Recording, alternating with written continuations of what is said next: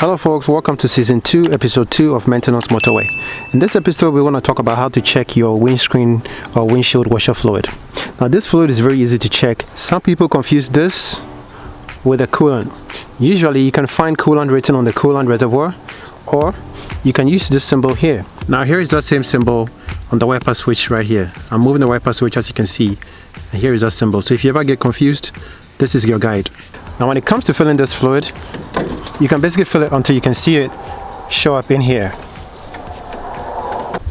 Now some people use water in here. I don't recommend it. I recommend using a specialized fluid, because when you have things like dust and grime stuck on your screen, you want a fluid that can do a pretty good job of cleaning the screen so that you can navigate your way properly. Now that can be the difference between an accident and a close call. That pretty much wraps it up for how to check your windshield washer fluid. We hope you guys enjoyed this video. As always, don't drink and drive, don't text and drive, and always practice defensive driving. Catch you in the next video.